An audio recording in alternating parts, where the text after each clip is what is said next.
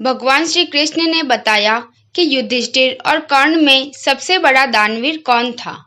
एक बार अर्जुन ने श्री कृष्ण से पूछा कि सभी लोग कर्ण की इतनी प्रशंसा क्यों करते हैं। तब कृष्ण ने 2 पर्वतों को सोने में बदल दिया और अर्जुन से कहा कि इस सोने को गांव वालों में बांट दो। अर्जुन ने सारे गांव वालों को बुलाया और पर्वत काट काट कर देने लगे और कुछ समय बाद थक कर बैठ गए। तब कृष्ण ने कर्ण को बुलाया और सोने को बांटने के लिए कहा तो कर्ण ने बिना कुछ सोचे समझे गांव वालों को कह दिया कि ये सारा सोना गांव वालों का है और वे इसे आपस में बांट ले। तब श्री कृष्ण ने अर्जुन को समझाया कि कर्ण दान करने से पहले अपने हित के बारे में नहीं सोचता।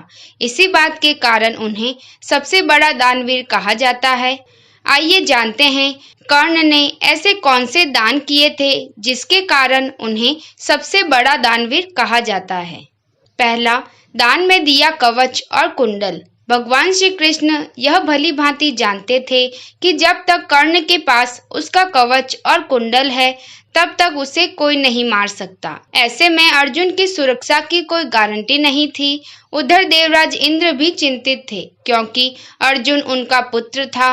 भगवान कृष्ण और देवराज इंद्र दोनों जानते थे कि जब तक कर्ण के पास पैदाइशी कवच और कुंडल है वह युद्ध में अजय रहेगा।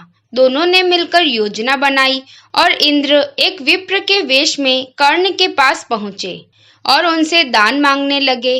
कर्ण ने कहा, मांगो, क्या चाहिए। विप्र बने इंद्र ने कहा, नहीं, पहले आपको वचन देना होगा कि मैं जो मांगूंगा आप वो दे देंगे। कर्ण ने वेश में आकर जल हाथ में लेकर कहा, हम प्रण करते हैं विप्रवर, अब तुरंत मांगिए। तब इंद्र ने कहा, हे राजन, आपके शरीर के कवच और कुंडल हमें दान स्वरूप चाहिए। एक पल के लिए सन्नाटा छा गया। कर्ण ने इंद्र की आंखों में झांका और फिर दानवीर कर्ण ने बिना एक क्षण भी गवाए अपने कवच और कुंडल अपने शरीर से खंजर की सहायता से अलग किए और विप्रवर को सौंप दिए।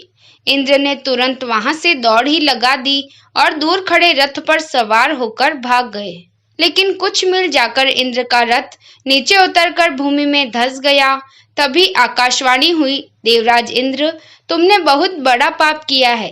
अपने पुत्र अर्जुन की जान बचाने के लिए तूने छल पूर्वक कर्ण की जान खतरे में डाल दी है। अब यह रथ यहीं धंसा रहेगा और तू भी यहीं धंस जाएगा। तब इंद्र ने कर्ण को कवच कुंडल के बदले अमोघ अस्त्र दिया। दूसरा, कुंती को दान में दिया वचन। एक बार कुंती कर्ण के पास गई और उससे पांडवों की ओर से लड़ने का आग्रह करने लगी। कर्ण को मालूम था कि कुंती मेरी माँ है। कुंती के लाख समझाने पर भी कर्ण नहीं माने और कहा कि जिनके साथ मैंने अब तक का सारा जीवन बिताया उसके साथ मैं विश्वासघात नहीं कर सकता। तब कुंती ने कहा कि क्या तुम अपने भाइयों को मारोगे। इस पर कर्ण ने बड़ी ही दुविधा की स्थिति में वचन दिया, माते, तुम जानती हो कि कर्ण के यहाँ याचक बनकर आया कोई भी खाली हाथ नहीं जाता। अतः मैं तुम्हें वचन देता हूँ कि अर्जुन को छोड़कर मैं अपने अन्य भाइयों पर अस्त्र नहीं उठाऊंगा। तीसरा, कृष्ण ने ली दान की परीक्षा।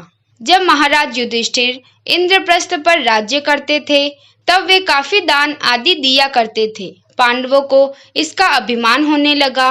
भीम व अर्जुन ने श्री कृष्ण के समक्ष युधिष्ठिर की प्रशंसा शुरू की कि वे कितने बड़े दानी हैं। लेकिन कृष्ण ने उन्हें बीच में ही टोक कर कहा, हमने कर्ण जैसा दानवीर कहीं नहीं देखा। पांडवों को यह बात पसंद नहीं आई। तब श्री कृष्ण ने कहा कि समय आने पर सिद्ध कर दूंगा। कुछ ही दिनों बाद एक याचक युधिष्ठिर के पास आया और बोला, महाराज, मैं आपके राज्य में रहने वाला एक ब्राह्मण हूँ और मेरा व्रत है कि बिना हवन किए मैं कुछ भी नहीं खाता पीता। कई दिनों से मेरे पास यज्ञ के लिए चंदन की लकड़ी नहीं है। यदि आपके पास हो तो मुझ पर कृपा करें, अन्यथा हवन तो पूरा नहीं होगा और मैं भी भूखा प्यासा मर जाऊंगा। युधिष्ठिर ने तुरंत ही कोषागार के कर्मचारियों को बुलाया और कोष से चंदन की लकड़ी देने का आदेश दिया। संयोग से कोषागार में सूखी लकड़ी नहीं थी। तब महाराज ने भीम व अर्जुन को चंदन की लकड़ी का प्रबंध करने का आदेश दिया, लेकिन काफी दौड़ धूप के बाद भी सूखी लकड़ी की व्यवस्था नहीं हो पाई। तब ब्राह्मण को हताश होते देख श्री कृष्ण ने कहा, मेरे अनुमान से एक स्थान पर आपको लकड़ी मिल सकती है, आइए मेरे साथ। ब्राह्मण यह सुनकर खुश हो गए, बोला, कहाँ पर? तब भगवान ने अर्जुन व भीम का भी वेश बदलकर ब्राह्मण के संग लेकर चल दिए। कृष्ण सबको लेकर कर्ण के महल में गए। सभी ब्राह्मणों के वेश में थे, अतः कर्ण ने उन्हें पहचाना नहीं। याचक ब्राह्मण ने जाकर लकड़ी की अपनी वही मांग दोहराई। कर्ण ने भी अपने भंडार के मुखिया को बुलवाकर सूखी लकड़ी देने के लिए कहा। वहां भी सूखी लकड़ी नहीं थी। ऐसे में ब्राह्मण निराश हो गया।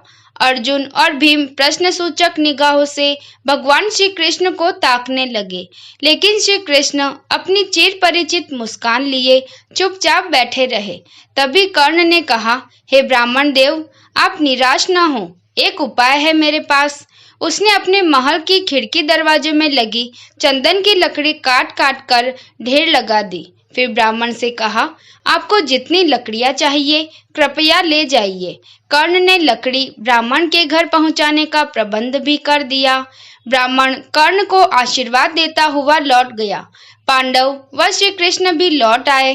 वापस आकर भगवान ने कहा, साधारण अवस्था में दान देना कोई विशेषता नहीं है। असाधारण परिस्थिति में किसी के लिए अपने सर्वस्व को त्याग देने का ही नाम दान है। अन्यथा हे युधिष्ठिर, चंदन की लकड़ी के खिड़की द्वार तो आपके महल में भी थे। चौथा, यौवन दान में दे दिया। एक बार कर्ण ने अपना यौवन ही दान दे दिया था। कथा अनुसार एक बार की बात है, दुर्योधन के महल पर भगवान नारायण स्वयं विप्र के वेश में पधारे और दुर्योधन से भिक्षा मांगने लगे। दुर्योधन के द्वार पर आकर एक विप्र ने अलग जगाई, नारायण हरि भिक्षाम देहि। दुर्योधन ने स्वर्ण आदि देकर विप्र का सम्मान करना चाहा, तो विप्र ने कहा, राजन, मुझे यह सब नहीं चाहिए। दुर्योधन ने आश्चर्य से पूछा, तो फिर महाराज कैसे पधारे? विप्र ने कहा, मैं अपनी वृद्धावस्था से दुखी हूँ। मैं चारों धाम की यात्रा करना चाहता हूँ, जो युवावस्था के स्वस्थ शरीर के बिना संभव नहीं है। इसलिए यदि आप मुझे दान देना चाहते हैं तो यौवन दान दीजिए। दुर्योधन बोला, भगवान, मेरे यौवन पर मेरी सहधर्मिणी का अधिकार है, आज्ञा हो तो उनसे पूछ आऊं। विप्र ने सिर हिला दिया।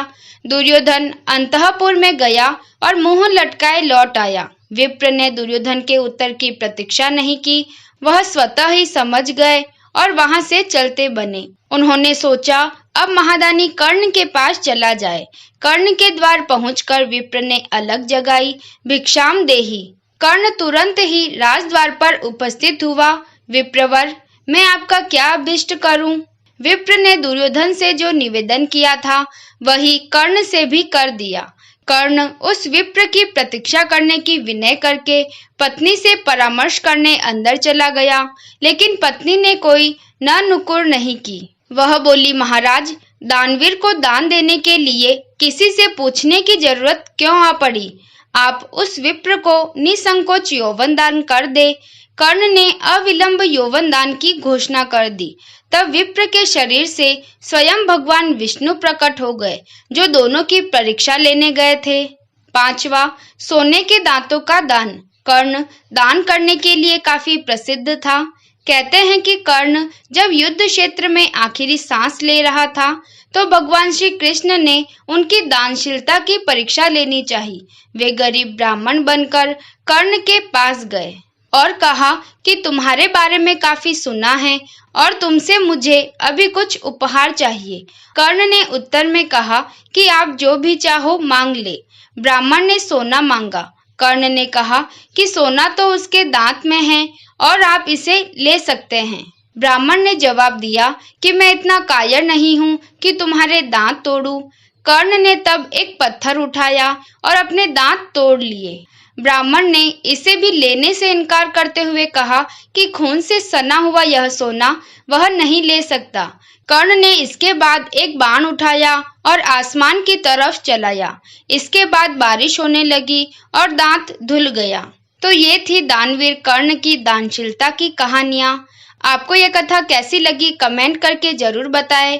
वीडियो पसंद आया हो तो लाइक करें और ऐसी ही बहुत सारी कहानियों, कथाओं और जानकारियों को सुनने के लिए चैनल को सब्सक्राइब जरूर करें।